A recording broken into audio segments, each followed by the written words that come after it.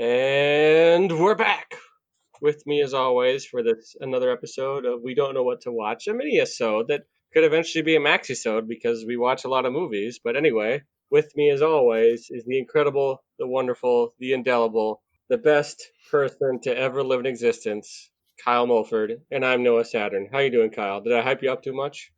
You can never hype me up too much.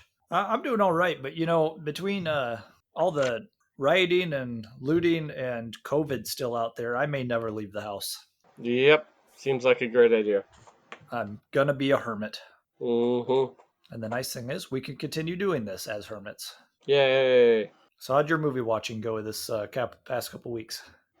Apparently I watched a lot of movies because I just like went to town because I got like 19, so maybe if I get lucky next time I could at least double it so it makes it look like I haven't done at least two a day for 2 weeks. That's insane. 19 movies in 2 weeks.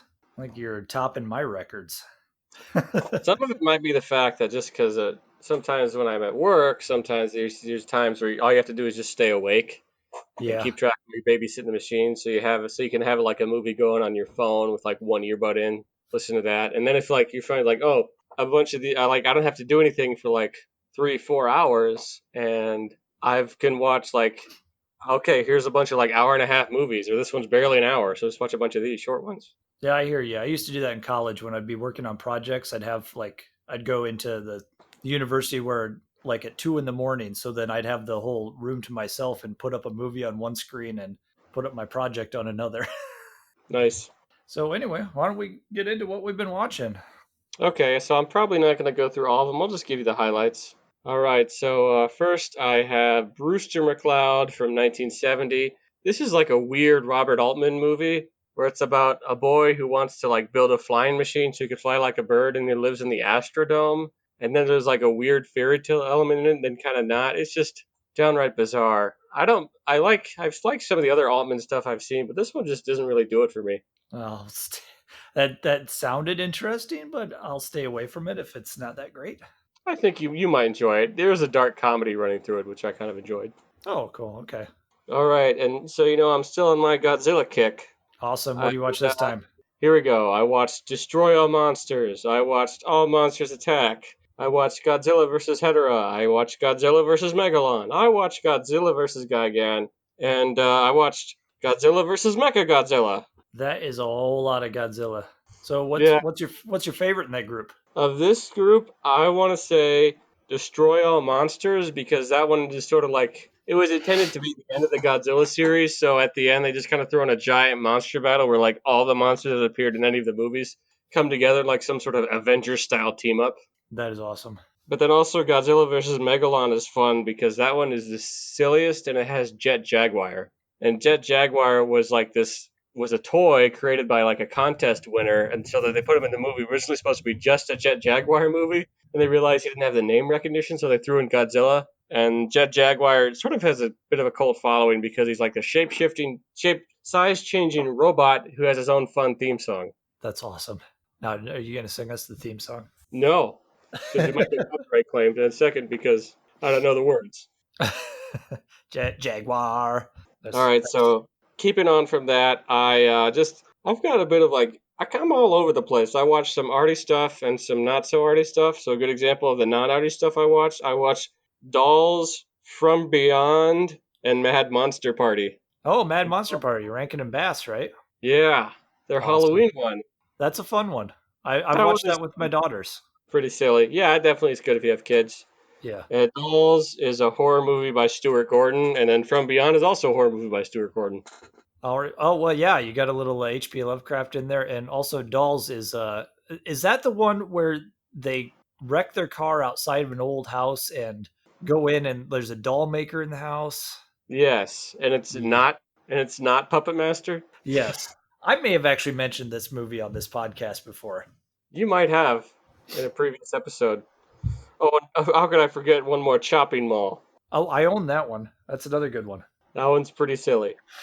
So it was an accidental Barbara Crampton double feature because she's in From Beyond and Chopping Mall. Oh yeah. And From Beyond is also great. So Mhm. yeah, that's a good range of movies there. You're getting And then into I've my got realm there. a few more. a few more arty ones to show you that I'm just, a prude with all my high tastes and highbrow tastes. I got the Martin Scorsese adaptation of Age of Innocence. That is really good. Great cinematography, great cast, all about longing and romance, and of course, great period details in the period piece.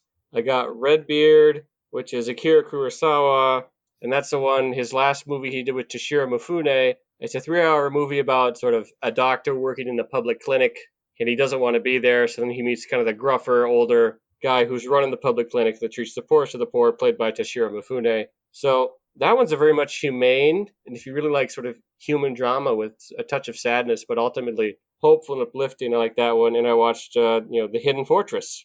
And that one is sort of the classic Kurosawa movie, the one that everyone knows because, hey, this one was a direct inspiration for the Star Wars. Yeah, and that's one I still haven't watched, so I haven't seen either of those. Now I've got. Um, you can look on YouTube, and there's some people who do like side by side comparisons between Star Wars and the Hidden Fortress, and some of it is just like almost ripped off directly. Cool. Yeah, I definitely need to see that just because I grew up a huge Star Wars fan, like a lot of people. So Hmm. I would like to go back and visit that movie just to see. And that's all of them. So I got my trash, I got my class, and I got a couple things in the middle. I probably don't have as much class on mine, so but I do have an eclectic assortment here, though. That's good.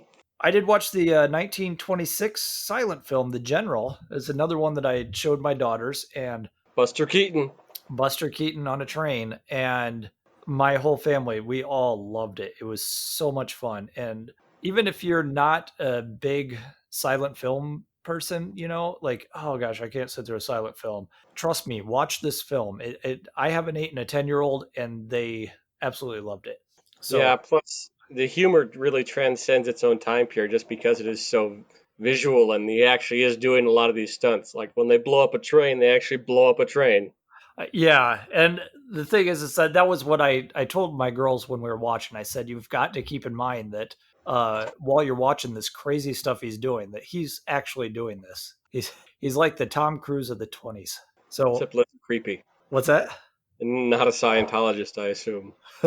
uh, yeah. Besides the real life creepy stuff, I just meant movie wise. Yeah. That's actually streaming on Amazon Prime, so go check it out.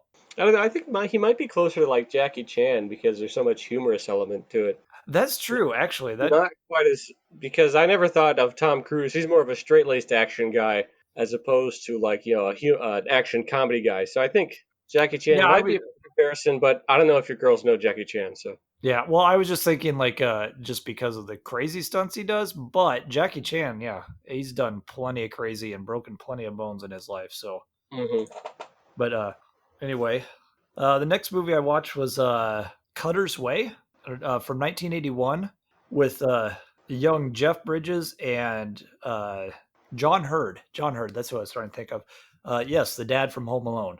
Nice. And this was an interesting one because it's Jeff Bridges seems like kind of just like a drifter kind of guy, and he's just staying at Cutter's house. Cutter is John Hurd, Hmm. and John Hurd plays I think he's a Vietnam War vet, and he's got a bum leg, he's got a missing arm, and he's got an eye patch. So So he's a pirate. yeah, and he kind of talks like it almost felt like he was talking like a pirate, and he just had this real gruff, raspy voice in this movie, and long hair, and just didn't give a rat's ass about anybody. Had an attitude Hmm. and all this stuff, and was a drinker and didn't care about his girlfriend, but that I think he needed something to occupy his mind. So like it's one of those where he's a vet, so like he turns to the drinking. Vietnam kind of messed up a lot of people.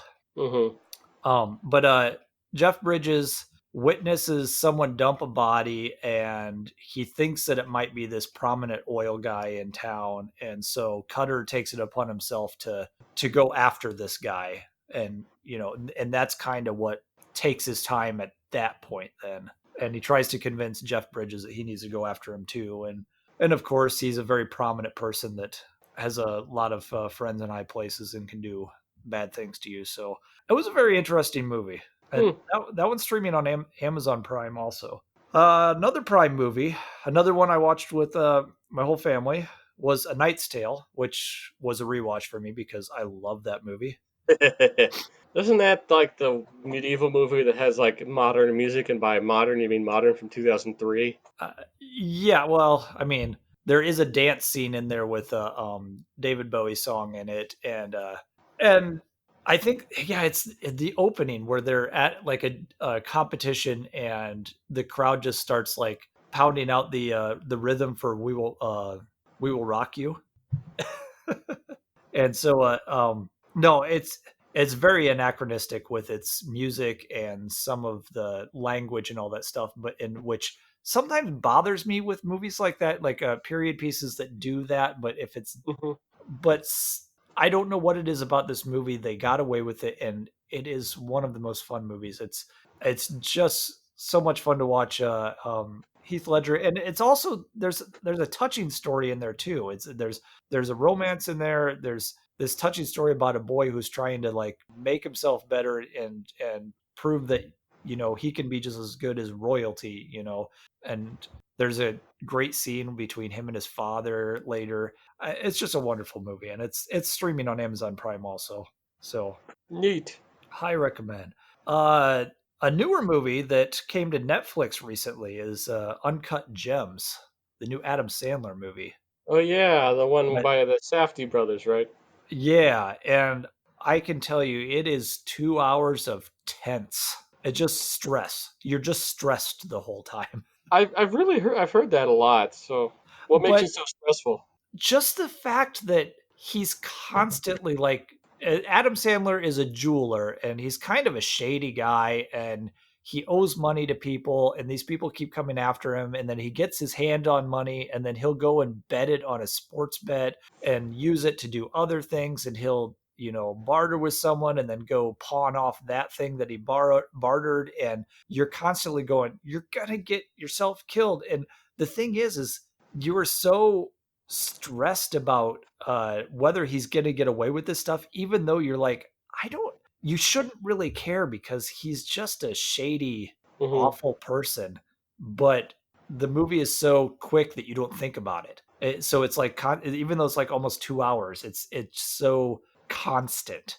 And then there's just this really abrupt, like the ending is. I don't even want to say much about it. The ending was quite interesting in this too.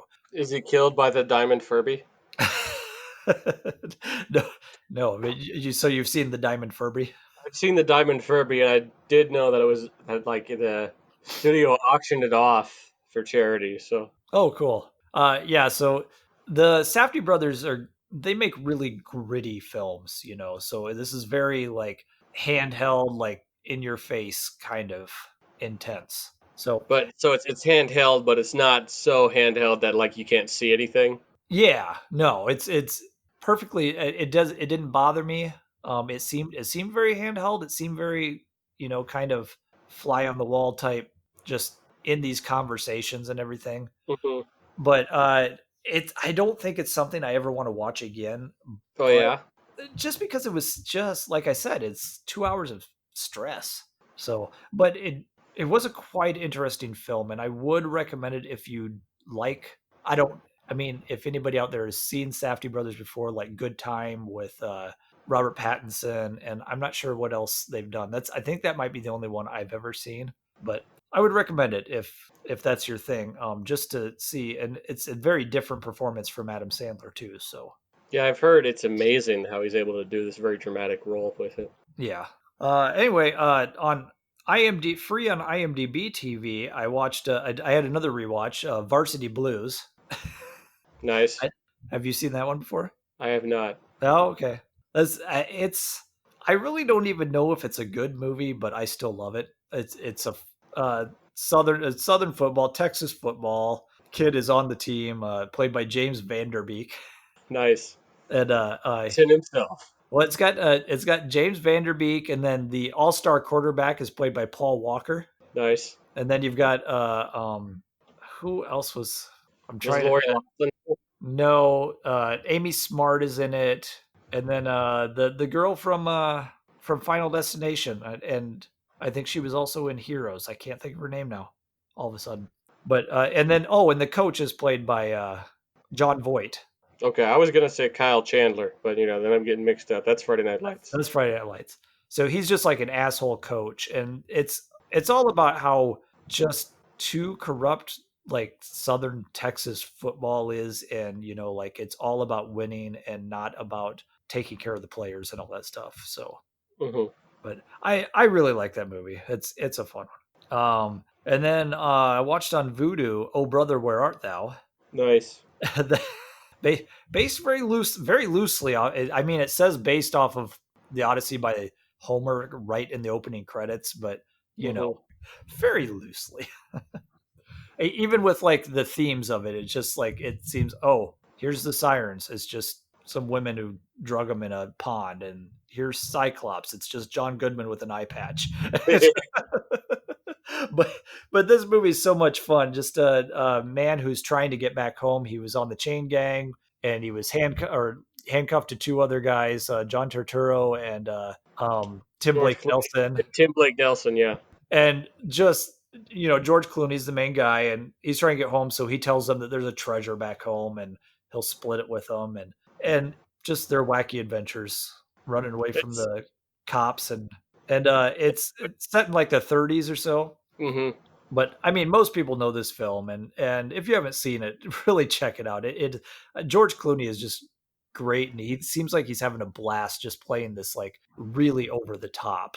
Yeah, it is very exaggerated, but also don't forget the Grammy-winning soundtrack. Yes, we've got the oh, what's the song? Man of Constant Sorrow, and then and it's got a connection to the next movie that I'm going to talk about because there's a point in "Oh Brother, Where Art Thou" at the end where they're up on stage singing their song, and then like the mayor or whatever comes up, or there's an election going on, and one of the candidates comes up and says, "Oh, I'd like you to sing You Are My Sunshine."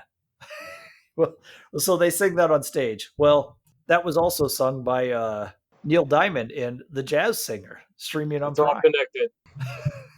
The Jazz Singer streaming on Prime, the one where Neil Diamond does blackface and then never does a movie again. Oh no. Uh, I don't think he was ever in any other movies. Well, technically he wasn't Saving Silverman. Oh, that's true. And you know what? I liked that That's movie. himself. I don't know if it holds up, but I liked that when it came out. But no, well, and to be fair, when he does blackface, it's at the beginning, and in a 20-second cameo in this movie, Ernie Hudson calls him out for it. Good job, Ernie. So this is just basically a Jewish man. His father is I think they called it a cantor in the church. Sorry for any Jewish people listening that I'm getting the wrong term. And like they've had like generation after generation of the person. It's someone who sings in the synagogue or the church or whatever. And he's supposed to follow his dad's footsteps, and his dad wants him to sing there that as his career. And he's like, no, I want to be a singer. I want to go out to the crowds. I want to be singing for people, like for everybody. And so then he runs off to California and pursues his career. It's really not that great. The only reason I enjoyed it a little bit is because I am a fan of Neil Diamond, his music. Is, So is the music good? yeah, I mean, uh, the end song is "Coming to America," so Yeah, at least we got that. yeah, and I think there was a couple songs on there. "Love on the Rocks" was from this movie, and so I like a lot of Neil Diamond stuff. So I was able to sit through. If he wasn't a good singer, this movie is just really not that great because the acting is no.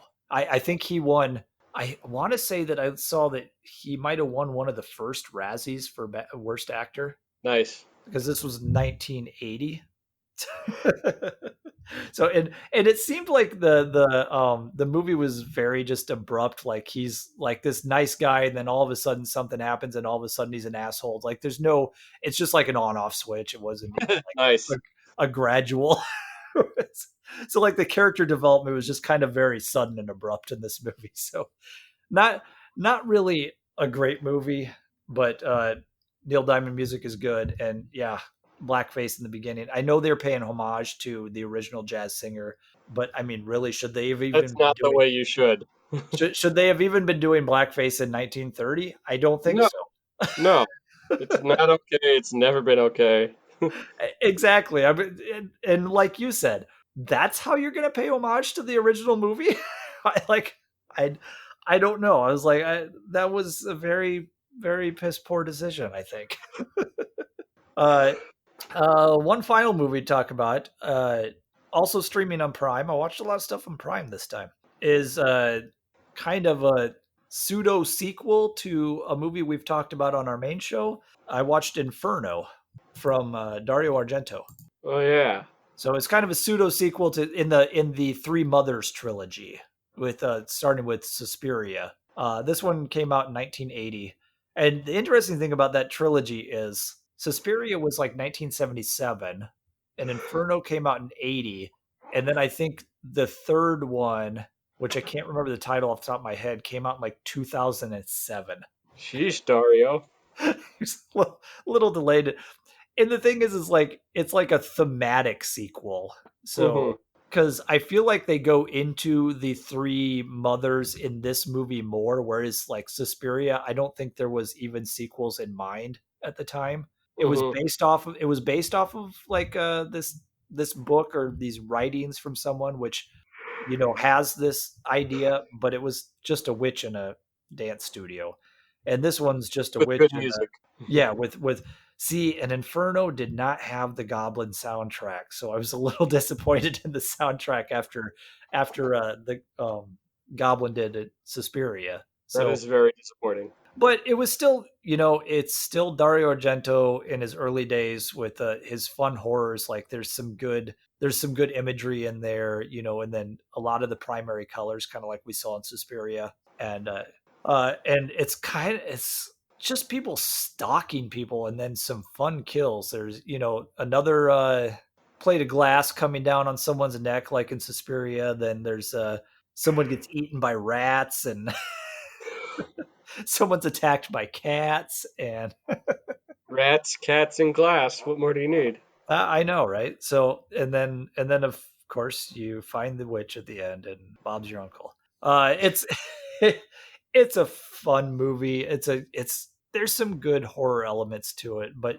being Argento, it's not like I don't know. I can't call Dario Argento high quality, but I know a lot of people love him. But and I think it's because his horror movies are fun. His early horror stuff. So I've heard him described as really good looking trash that just happens to have amazing locations to shoot at because it's in Europe. yeah, yeah. So I would agree with that assessment. So, but that's what I've been watching lately. All right, so So what's on the docket for next time? What are you going to watch next? honestly, I never know. Hmm. It'll be a surprise. Well, I think I got to continue on because I got to 14 out of the 15 Showa era Godzilla, so Hey, I one got more to to keep go. going, man. I mean, with one more to go, that's you should be able to Yeah. fit that in this next time. And then I probably keep going, see if I can get through some of the Heisei era films too, the second series. Nice. Is that all part of the box set too that you The have? box set only covers the Showa era, so I'd have to go back to get. And Godzilla's, unfortunately, those ones aren't really streaming anywhere, so. Yeah. But I can get them on DVD for like $10, and half of them are like double features anyway, so they got two movies on them. So Oh, nice. Oh, cool. Yeah. So that's what we've been watching. Hopefully, people have found some good recommendations in there for stuff to watch during this hide from the world phase of our country. I don't know what's going on anymore. until then, you can find us on social media. So find me on Twitter at Noah_Saturn SATERN. And I'm at Awesome KM. And you can find us on Instagram at We Don't Know What to Watch. And let us know down below. Like, leave comments. Let us know what you're watching. Stuff on streaming. Anything Stuff good. not on streaming. Stuff not on streaming that you Weird think we tapes you need. found in your basement that may or may not be cursed. Home movies. I'd send them. No. What? So, but until next time, keep watching. Uh, keep watching stuff, and bye bye.